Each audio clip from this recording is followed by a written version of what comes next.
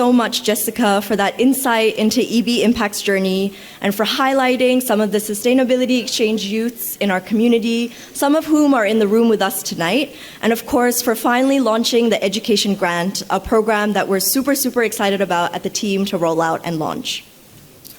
And now we are honored to introduce the guest of honor for this evening, Dr. Koh Po Koon, Senior Minister of State, Ministry of Sustainability and the Environment, and Ministry of Manpower, who will be sharing with us his opening address.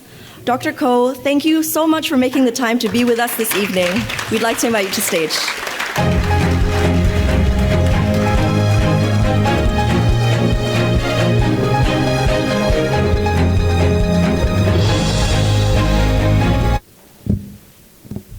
Ms. Jessica Chiam, founder of EB Impact, Board of Directors, distinguished guests, ladies and gentlemen, very good evening.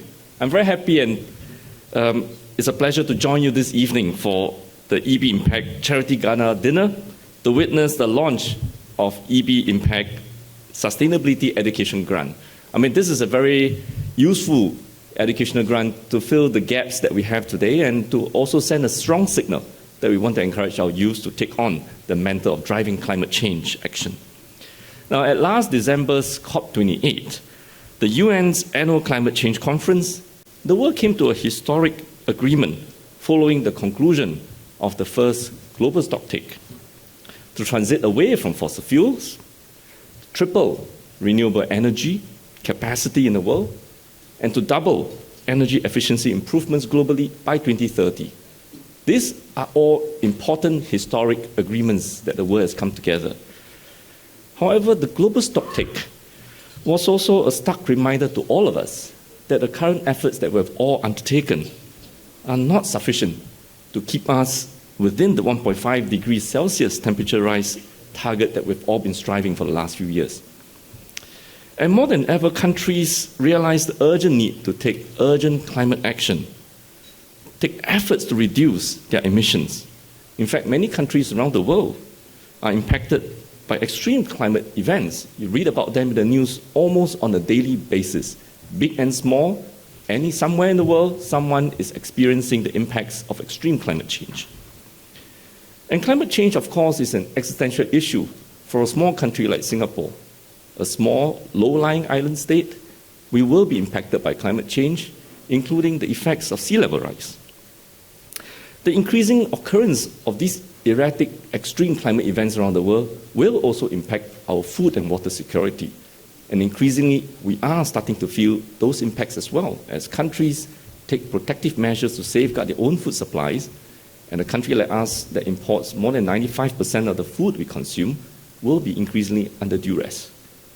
And to better understand the impacts of climate change on Singapore and around our region, we have undertaken 3 national climate change studies since 2007.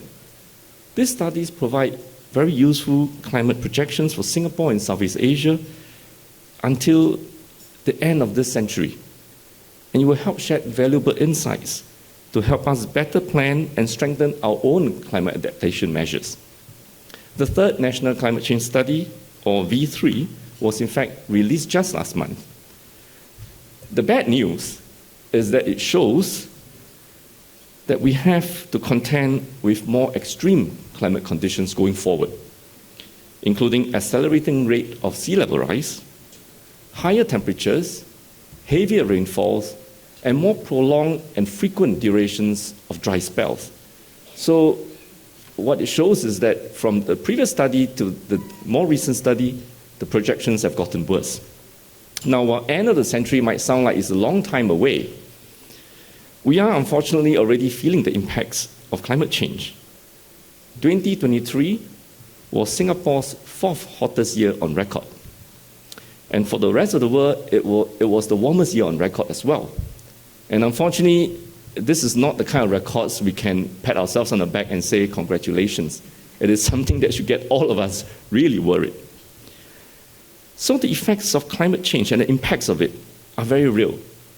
And we must collectively take climate actions today to safeguard the well-being of our current and future generations. We are, in fact, at an inflection point. And if we don't take this inflection point seriously, we will soon be past the tipping point. And then if we reach the point of no return, I think your guess is as good as mine what the future would entail. So our youths are the leaders of tomorrow, and they have to play a very important and pivotal role in shaping a sustainable Singapore, in fact, a sustainable world. All around the world, we see the youths taking real actions now to push for more sustainable development and take climate action.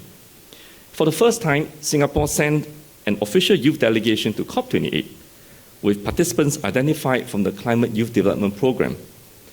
This program is an initiative co-led by my ministry, the Ministry of Sustainability and Environment, the National Climate Change Secretariat, and the National Youth Council to strengthen our partnership with the youth community in advancing climate action and sustainable development.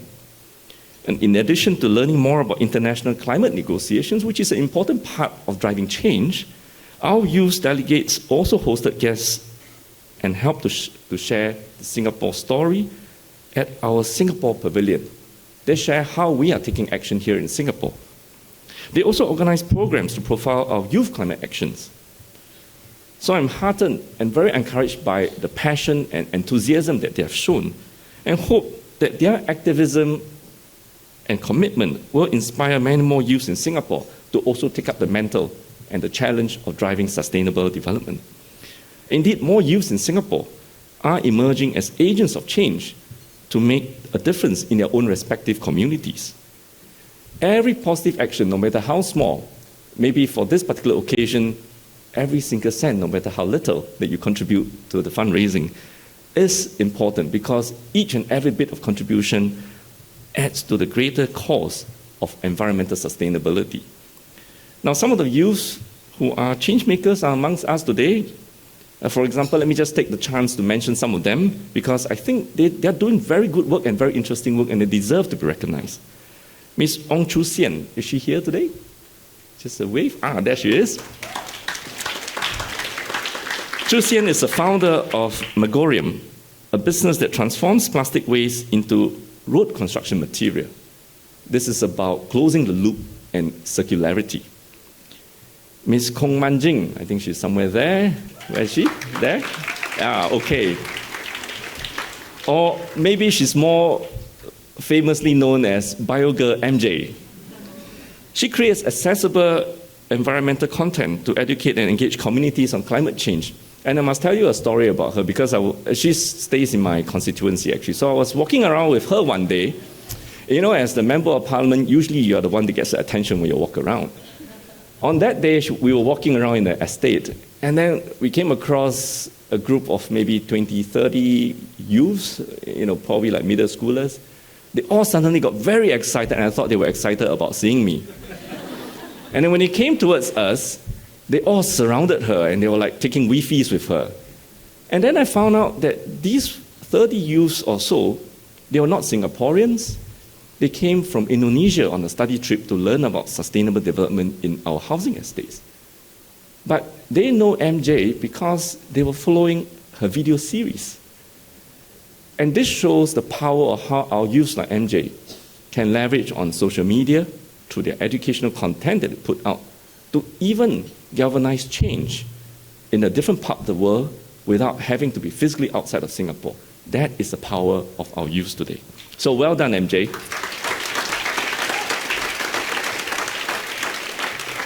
Mr. Yesser Amin, is he here? There he is. Now, Yesser heads Stridey, one of the organizations you see that logo on the back wall. It's a non-profit organization which developed a mobile app to encourage accountability in waste cleanup efforts. So that app has allowed more people to participate and more coordinated efforts to spread out the human resources through different volunteer groups to really do cleanup efforts, including beach cleanups.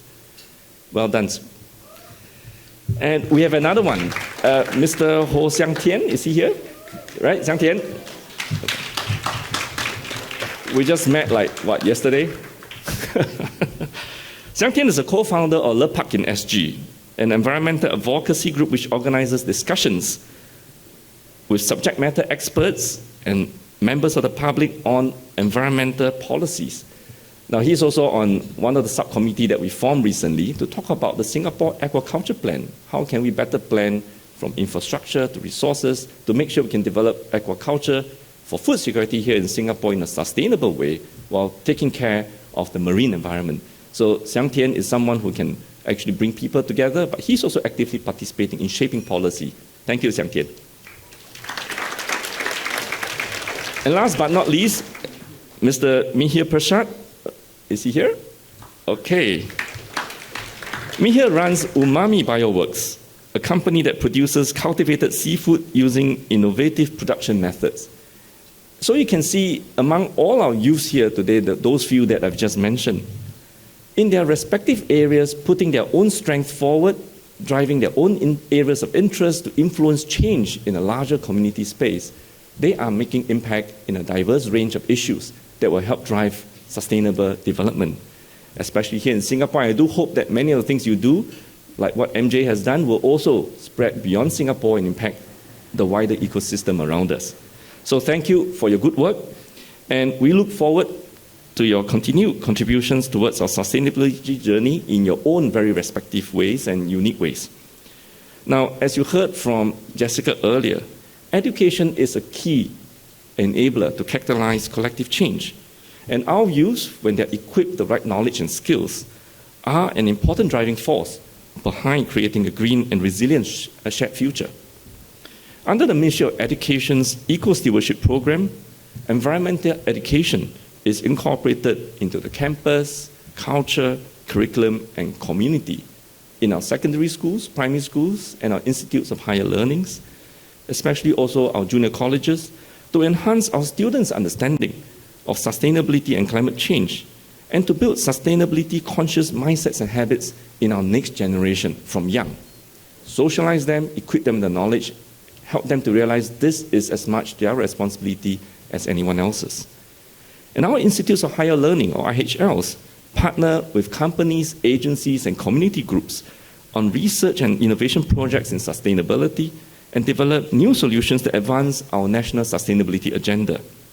The IHLs are also actively investing in skills for the future so that graduates and working adults can also tap on new opportunities in the emerging green economy. Many of you are from corporates and big organizations, so I would like to say that corporates and organizations also can play an important role in nurturing our youth to become environmental stewards. The initiative we just launched, the new EB Impact Sustainability Education Grant, will provide financial assistance and leadership development opportunities to selected youth in Singapore, aiming to achieve a higher educational degree in a sustainable related field. So corporate contributions to funds like this is one way in which, through very little effort that you do, you can actually plant the seeds for long-term impact. I'm also very happy to hear about the various initiatives under EB Impact that supported our youth sustainability aspirations. You heard about EB Impact's Sustainability Exchange earlier through the video, which is a youth mentorship program developed in collaboration with a wide range of partners, including my ministry, to enable youth in Singapore to work on real-world projects that can make a difference under the guidance of professionals in the sustainability space. The program has to date benefited over 130 youths, and I encourage more companies, corporates, and organizations to engage our youths and equip them with the relevant skills to thrive in this green transition. Investing in them is investing in human capital that will benefit your companies in the years to come. Ladies and gentlemen, the need to address and mitigate the worsening impacts of climate change has never been more critical. As I said, we are at an inflection point. However, despite all the very dismal picture that has been painted, I would say it is not all doom and gloom. The world is undergoing a green transition, and people are making efforts to make this change. And this opens up new opportunities for everyone in many sectors for our youth to pursue.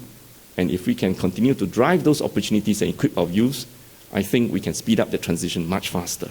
So let us continue to enable our youth to become agents of change and empower them to lead change and contribute actively towards our sustainability development. And the event tonight will be an excellent opportunity for us to network, build links, create ideas, so that together with our youth, we can drive change. Thank you very much for having me here, and enjoy the evening.